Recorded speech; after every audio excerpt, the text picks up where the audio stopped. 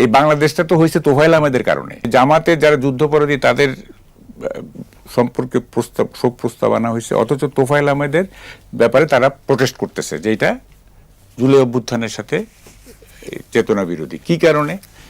তোফায়েল আহমেদ জুলাই অভ্যুত্থানে কি করছেন আপনি বলেন? তিনি তো অসুস্থই ছিলেন, দীর্ঘদিন ধরে তিনি অসুস্থ, তাই না? 2 নম্বর কথা হচ্ছে, এই যে বাংলাদেশে বসে এত বড় বড় লম্বা লেকচার দিচ্ছি, এই বাংলাদেশটা তো হয়েছে তোফায়েল আহমেদের কারণে।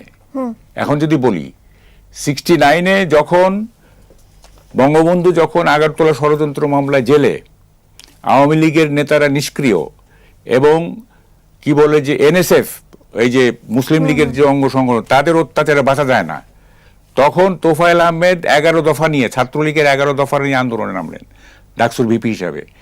এবং এমন আন্দোলন, যে আন্দোলনকে পশ্চিম পাকিস্তানের বিভিন্ন দল সমর্থন দিতে বাধ্য হয়েছে। আপনার সিন্ধ থেকে আপনার যে কি বলে যে ন্যাপ, তারা সমর্থন দিছে। আপনার নর্থ ওয়েস্ট ফ্রন্টিয়ার থেকে সমর্থন দিছে, বেলুচিস্তান থেকে সমর্থন দিছে। হ্যাঁ, এটা একটা অল পাকিস্তান আন্দোলন ছিল পাঞ্জাবি শাসক গোষ্ঠীর বিরুদ্ধে। এবং এই আন্দোলনে আপনার 20শে জানুয়ারি এই আসাদ শহীদ হইলেন, 24শে জানুয়ারি অভ্যুত্থান হয়ে গেল। এবং এই অভ্যুত্থানের পরে বঙ্গবন্ধুকে জেল থেকে বের করে দিতে বাধ্য হলেন আইয়ুব খান। হ্যাঁ, এবং তারপরেই তো রাজনীতিটা অন্যদিকে মানে মোড় নিল।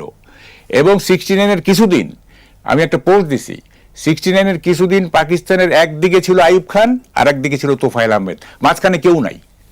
মাঝখানে যারা ছিলেন, ধর মুজাফফর আহমেদ, মনি সিং ভাসানী ছিলেন, কিন্তু তারা তোফায়েলের মতো এত কি বলে ড্যাজলিং, এত অত্যুজ্জ্বল নেতা হিসেবে তখন ছিলেন না। একমাত্র তোফায়েল আহমেদ ডাকসুর ভিপি হিসাবে এই ছাত্র আন্দোলনের নেতৃত্ব দিয়েছেন, জনতার আন্দোলনকে নেতৃত্ব দিয়েছেন। এবং তখন তোফায়েল আহমেদ যদি বলতেন, তার অঙ্গুলি হেলনে সারা পূর্ব পাকিস্তানের স্কুল কলেজ বন্ধ হয়ে যেত, হরতাল হয়ে যেত। এরকম একজন নেতা ছিলেন আপনি। হ্যাঁ, সেই 69-এর মুভমেন্টের কারণেই বঙ্গবন্ধু বেরিয়ে আসছেন, তারপর 70-এর নির্বাচন হয়েছে, তারপরে মুক্তিযুদ্ধ। তো তোফায়েল আহমেদকে বাদ দিলে তো আপনি বাংলাদেশের ইতিহাস থাকবে না। সেই লোকটার মানে মৃত্যুতে শোক প্রস্তাব হয়েছে, এটা মানে এটা মহা অন্যায় হয়ে গেছে। হ্যাঁ, আরে দেশ স্বাধীন না হলে কি হইতেন? হ্যাঁ, মুদি দোকানদার হইতেন, একজন মুদি দোকানদার হইতেন। আমরা জানি না কি পাকিস্তানে বলে কে কি ছিল। যে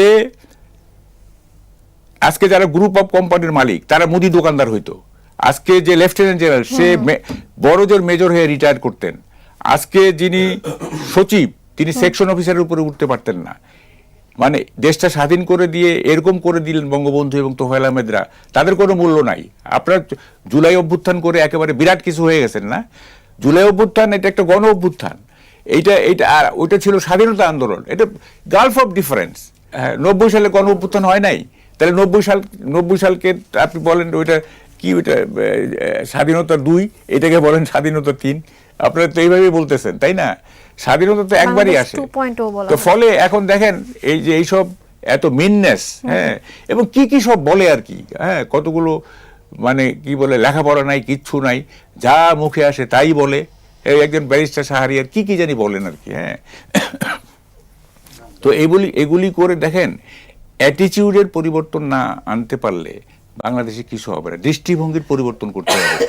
এইখানে মানে 2টা মেজর দৃষ্টিভঙ্গি এখানে প্রিভেল করতেছে। একটা হচ্ছে প্রো লিবারেশন, আর একটা হচ্ছে অ্যান্টি লিবারেশন।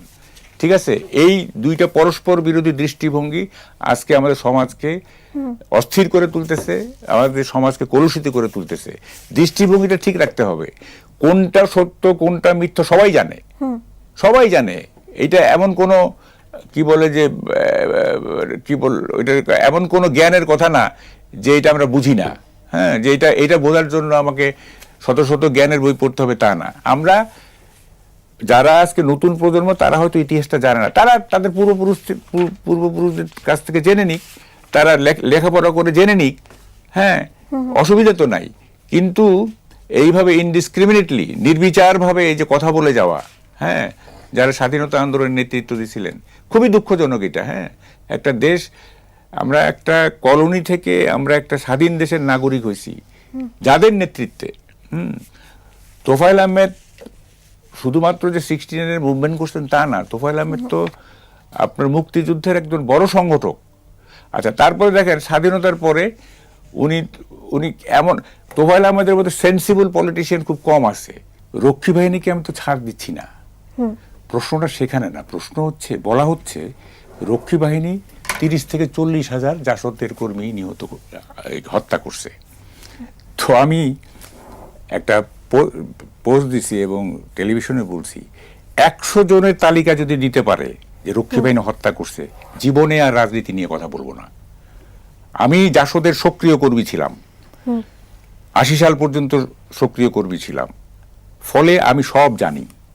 দেখেন, এটা বের করা কিন্তু খুব কঠিন কাজ না। কতজন হত্যা করছে রক্ষী বাহিনী বের করা খুবই সহজ কাজ।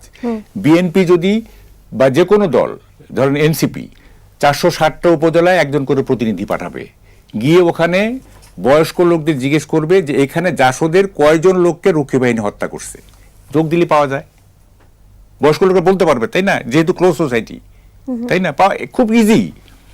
আমার কাছে 20 থেকে 25টা নাম আছে, তারপর আমি 100 জন রিস্ক কাভার করে 100 জন বলতেছি, ঠিক আছে।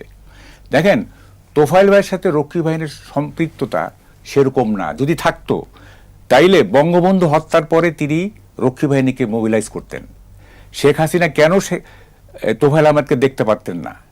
একটাই কারণ, সেটা হচ্ছে যে তার বাবার মৃত্যুর পরে তোফায়েল আহমেদ রুখে দাঁড়ায় নাই, তোফায়েল আহমেদ রক্ষী বাহিনীকে কাজে লাগায় নাই, ঠিক আছে। যদি রক্ষী বাহিনীর মানে তোফায়েল আহমেদ যদি রক্ষী বাহিনীর মানে কি বলে লিডার হইতেন বা সেই ধরনের নেতা হইতেন, তাহলে তো উনি বঙ্গবন্ধু হত্যার পর রক্ষী বাহিনীকে বলতেন যে তোমরা করো, শুরু করো, যুদ্ধ শুরু করে দাও। হয়েছে? রক্ষী বাহিনীকে মুভ করছে? করে নাই তো। তা ফলে আপনি কিভাবে বলবেন যে রক্ষী বাহিনীর সাথে তোফায়েল ভাইয়ের এরকম সম্পর্ক ছিল? এগুলি বলে